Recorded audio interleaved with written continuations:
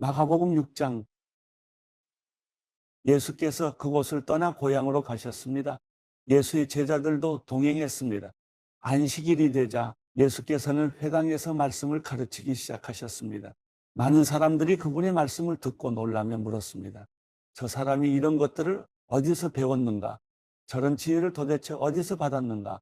기적까지 일으키고 있지 않는가? 저 사람은 한남 목수가 아닌가? 마리아의 아들이고 야고보, 요셉, 유다, 시몬과 형제가 아닌가? 그 누이들도 여기 우리와 함께 있지 않는가? 그러면서 사람들은 예수를 배척했습니다. 예수께서 그들에게 말씀하셨습니다. 예언자는 자기 고향과 자기 친척과 자기 집에서는 배척당하는 법이다. 예수께서는 그저 아픈 사람들 몇 명만 안수해 고쳐주셨을 뿐 거기서 다른 기적은 일으키실 수 없었습니다. 그리고 예수께서는 그들이 믿지 않는 것에 놀라셨습니다. 그 후 예수께서 여러 마을을 두루 다니시며 말씀을 전하셨습니다. 예수께서는 12 제자를 불러 둘씩 짝지어 보내시며 더러운 귀신을 제어할 권세를 주셨습니다. 그리고 이렇게 당부하셨습니다. 여행길에 지팡이 외에는 아무것도 가져가지 말라. 먹을 것이나 자루도 챙기지 말고 전대에 돈도 넣어가지 말라. 신발만 신고 옷도 2벌씩 가져가지 말라. 어느 집에 들어가든지 그 마을을 떠나기 전까지는 그 집에 머물라. 어느 집이든지 너희를 반기지 않거나 너희 말에 귀 기울이지 않으면 떠나면서 경고의 표시로 발에 붙은 먼지를 떨어버리라. 제자들은 나가서 사람들에게 회개하라고 전파했습니다. 그들은 많은 귀신들을 쫓아내고 수많은 환자들에게 기름 부어 병을 고쳐주었습니다. 예수의 이름이 널리 알려지자 헤롯 왕도 그 소문을 듣게 됐습니다. 어떤 사람들은 세례자 요한이 죽은 사람 가운데에서 살아났다. 그래서 그런 기적을 일으키는 능력이 그 사람 안에서 역사하는 것이다라고 말했습니다. 또 그는 엘리야다 하는 사람도 있었고 어떤 사람들은 그는 예언자다. 옛 예언자들 가운데 한 사람과 같은 사람이다라고 말하기도 했습니다. 이런 이야기를 듣고 헤롯이 말했습니다. 내가 목을 벤 요한이 죽은 사람 가운데서 살아났나 보다. 헤롯은 전에 요한을 체포하라는 명령을 직접 내렸고 결국 요한을 잡아다가 감옥에 가둔 적이 있었습니다. 헤롯이 자기 동생 빌립의 아내 헤로디아와 결혼한 것 때문에 요한이 헤롯에게 동생의 아내를 데려간 것은 옳지 않다라고 말해왔기 때문입니다. 그래서 헤로디아는 원한을 품고 요한을 죽이려 했습니다. 그러나 그렇게 할 수 없었습니다. 그것은 요한이 의롭고 거룩한 사람임을 헤롯이 알고 그를 두려워하며 보호해 주었기 때문입니다. 헤롯이 요한의 말을 듣고 있으면 마음이 몹시 괴로웠지만 그럼에도 그의 말을 달게 듣곤 했습니다. 그런데 때마침 좋은 기회가 왔습니다. 헤롯은 자기 생일에 고관들과 천부장들과 갈릴리 인사들을 초청해 만찬을 베풀었습니다. 그때 헤로디아의 딸이 들어와 춤을 춰 헤롯과 손님들을 즐겁게 해주었습니다. 왕이 그 소녀에게 말했습니다. 무엇이든 내가 원하는 것을 말해봐라. 내가 다 들어주겠다. 헤롯은 그 소녀에게 맹세까지 하면서 약속했습니다. 내 소원이 무엇인지 말해봐라. 내 나라의 절반이라도 떼어주겠다. 소녀는 나가서 자기 어머니에게 물었습니다. 무엇을 달라고 할까요? 그 어머니가 대답했습니다. 세례자 요한의 머리를 달라고 해라. 소녀가 곧장 왕에게 달려가 요구했습니다. 지금 곧 세례자 요한의 머리를 쟁반에 담아 제게 주십시오. 왕은 몹시 난감했습니다. 그러나 자기가 맹세한 것도 있고 손님들도 보고 있어서 그 요구를 도저히 거절할 수 없었습니다. 그래서 왕은 곧 호위병을 보내 요한의 목을 베어오라고 명령했습니다. 호위병은 가서 감옥에 있는 요한의 목을 베어 그 머리를 쟁반에 담아가지고 돌아와 소녀에게 주었습니다. 그 소녀는 그것을 자기 어머니에게 갖다 주었습니다. 요한의 제자들이 이 소식을 듣자마자 달려와 시신을 가져다가 무덤에 안치했습니다. 사도들이 예수께 돌아와 자기들이 한 일과 가르친 것을 모두 보고했습니다. 그런데 거기에는 오가는 사람들이 너무 많아 예수와 제자들은 먹을 겨를조차 없었습니다. 예수께서 그들에게 말씀하셨습니다. 외딴 곳으로 가서 잠시 쉬라. 그래서 그들은 따로 배를 타고 외딴 곳으로 갔습니다. 그런데 많은 사람들이 그들이 떠나는 것을 보고 그들을 알아보았습니다. 그러고는 여러 마을에서 달려나와 길을 따라 걸어가서 그들보다 그곳에 먼저 가 있었습니다. 예수께서 도착해 많은 사람들을 보시고 목자 없는 양들 같은 그들을 불쌍히 여겨 그들에게 여러 가지로 가르쳐주기 시작하셨습니다. 날이 저물어가자 제자들이 예수께 다가와서 말했습니다. 이곳은 빈들인데다 시간도 벌써 많이 늦었습니다. 사람들을 보내 가까운 마을이나 동네에 가서 각자 먹을 것을 사 먹게 하시지요. 그러자 예수께서 대답하셨습니다. 너희가 그들에게 먹을 것을 주라. 제자들이 예수께 말했습니다. 그러면 우리가 가서 200데나리온 어치를 사다가 그들에게 먹이라는 말씀입니까? 예수께서 물으셨습니다. 빵이 얼마나 있느냐?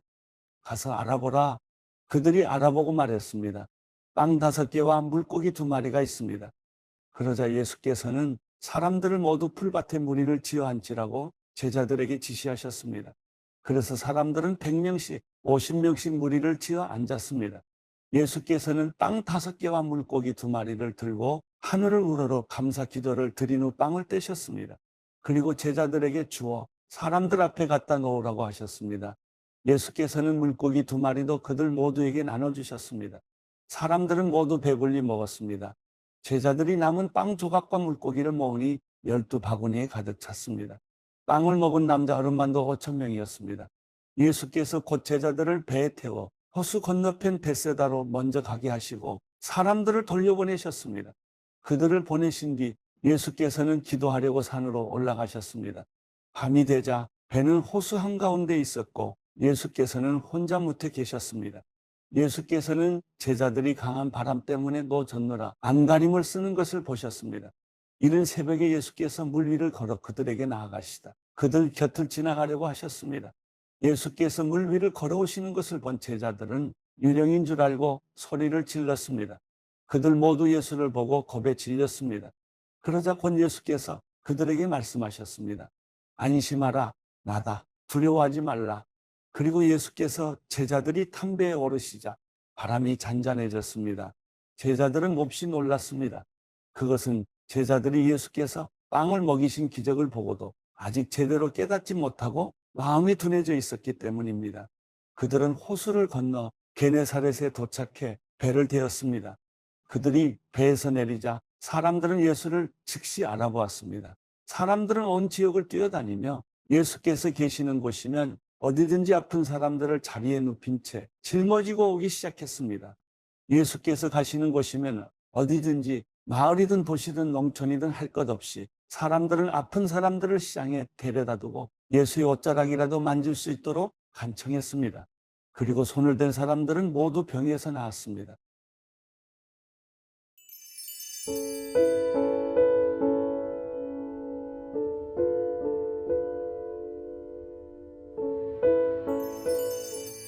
시편 129편.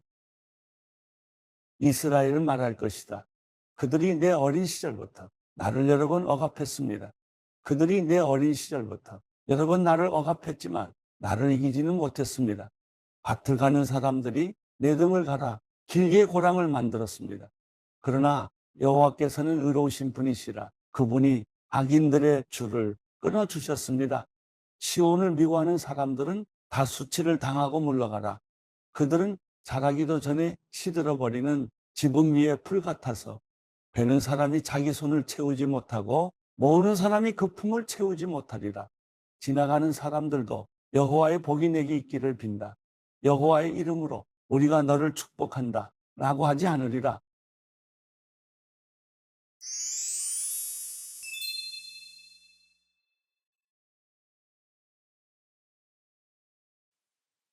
마가복음 7장.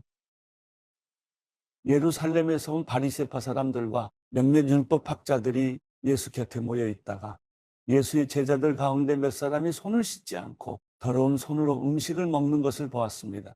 바리새파 사람들과 모든 유대 사람들은 장로들의 전통에 따라 손 씻는 정결 의식을 치르지 않고는 먹지 않았고 시장에 다녀와서도 손을 씻지 않고는 음식을 먹지 않았습니다.